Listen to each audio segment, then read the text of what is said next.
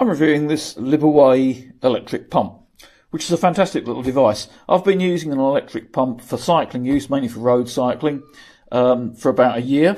They're, I suppose, a relatively new product, certainly in terms of portable ones that you're going to be carrying with you. And they're evolving, as these things do. And this one represents a significant improvement. I'm very impressed with this one. It's a little bit bigger than the other one, a little bit heavier than the other one, but it does give advantages that make that worthwhile. So for a lot of people, something like this is going to be ideal. So apart from the pump itself, it's supplied with three adapters really, I suppose. You've got the press-to-valve adapter, which is what's fitted there at the moment. You've also got the Schrader adapter here. And you've got a needle adapter as well for balls. Obviously, I don't tend to use these things very much. I have a bit of a collection of the things. You've also got, and you might be thinking why, a hose. Now, obviously you can use it direct like this, and this is how I've tended to use my other pump, and it's how I'm starting to mainly use this one. But this does have a couple of advantages for me, and one of those will be relevant for quite a lot of people. If you're using them with TPU tubes, these can result in extra heat at the valve, which can damage the tube. Using the hose eliminates that. So that can be a significant advantage for a lot of people. For me, it also gives an advantage. I use a disc wheel for time trial use, and it can be a right pain trying to get any sort of pump into the fitting for the press-to-valve on the disc wheel. This answers that better than almost anything. So I'll demonstrate that to you in just a moment. That's a big advantage for me. That's quite niche, but the TPU stuff's pretty mainstream. Apart from the main bits, you're also given a cable, which is USB-C charging, which is obviously very convenient. The cable's USB-A to USB-C, which might be a bit less so nowadays. It's becoming less the norm, but you know, it's USB-C, so you're almost certainly going to have something that's going to do it, and most people are going to have something that's USB-A, but as I say, you're not really that committed to this cable. And it's supplied with a little carrying bag, which is also quite handy. I'm just going to go through the sort of core function of the thing, which really is how long will it last. This is my main concern with the pump, because if I'm carrying it with me, I want to know that this thing's going to get me home, even if I have multiple punctures. And any experienced cyclist will tell you that that happens. They tend not to come in ones very often. So being able to pump up more than one is quite useful. The limitation that I've had with my existing pump is that it'll only do 2. That's fine if you're just doing shorter rides. If you're doing anything that's a little bit longer, then that's where this pump comes in, because it's got that little bit more potency, and it'll do a few more. So I'm just going to do a bit of an experiment now to see exactly how many it will do. I wouldn't normally necessarily want to run it down to its absolute bottom, but I'm just going to see what this will actually come up with. I'm going to whiz this on, but I am going to show you this speeded up so that you can just see how many I actually managed to get through with it. Okay, this is on a full charge. One tip I'll give you, incidentally, with this type of pump is don't forget to keep the thing topped up. The batteries will tend to drain just that little bit, so it's easy if you haven't had a puncture to let the thing drain a little. Anyway, let's see how this all goes. So turn it on with a 3-second push to the button, and you can see you've got your display there, and it's showing me 85 psi, which it's remembered from last time, and that's convenient for this particular wheel. That's about the right sort of pressure. So simply press it on.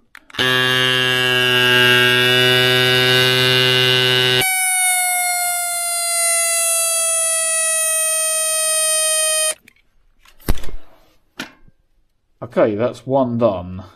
Right, so now I'm just going to switch this around, put the hose on, and let's have a go at the disc.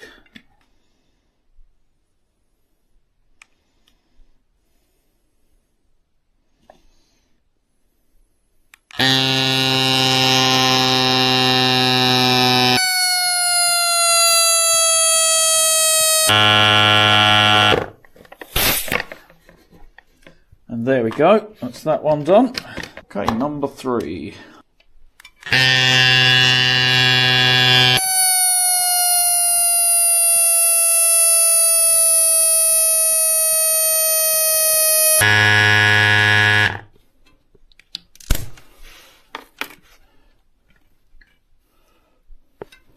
Okay, number 3 done. Number 4.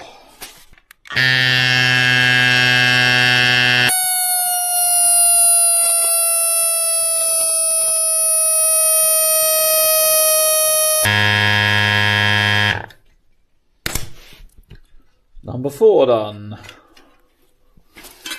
Number 5.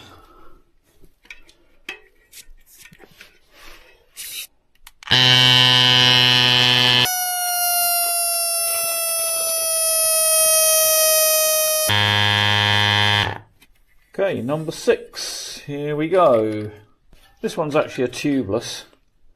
Shouldn't make any real difference.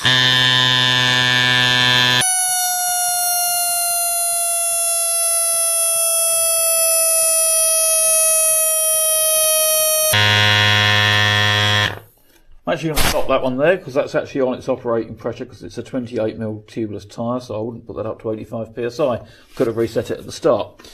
There's a certain amount of heat on the end of the hose here. That's actually quite warm, sort of almost unpleasant to touch. It's a lot less though than the temperature there, which is actually marked as hot.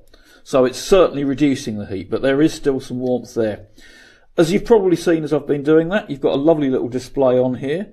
What you'll also see is that it's still actually only on 2 bars, and I've just pumped 6 tyres up with that. Now, different tyres will obviously use a different amount of air and will therefore, and also different pressures will involve a different amount of air. So depending on what you're using it for, you might find that actually this does more or less tyres than that.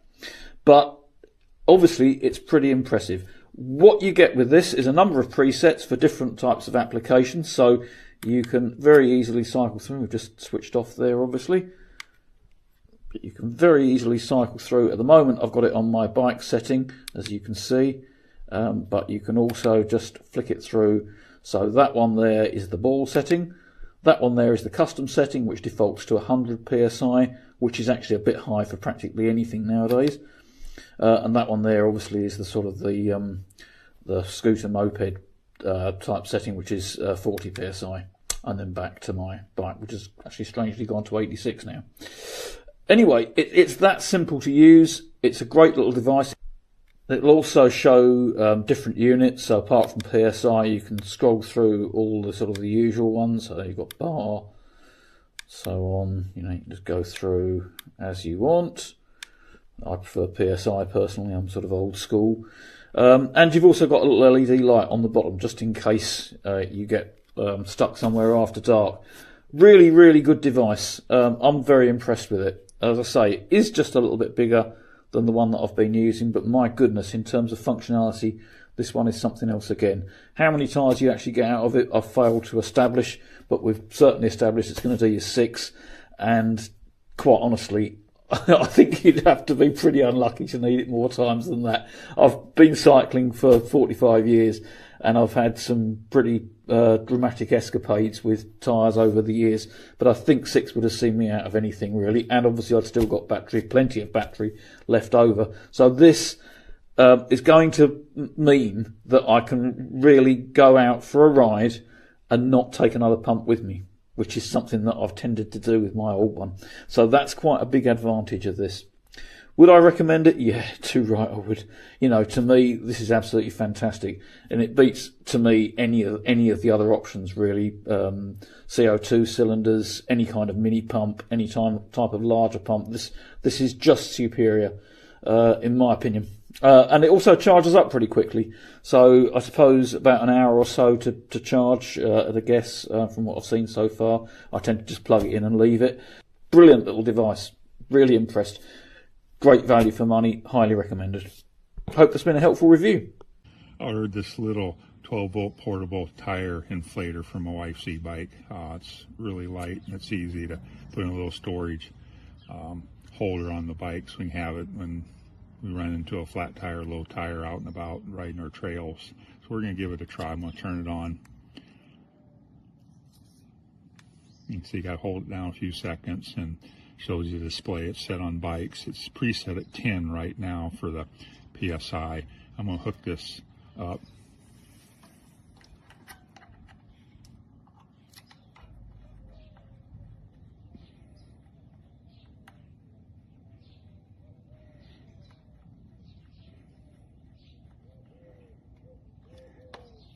going to turn the inflator on. This currently shows 7 psi. My gauges, I used 2 different gauges that showed 8 psi, so it's close.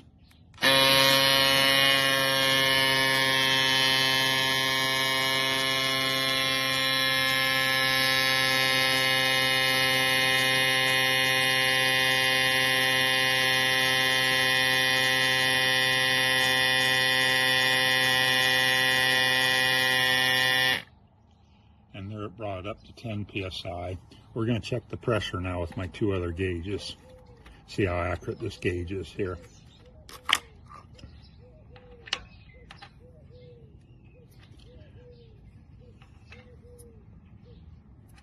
This shows 10.1.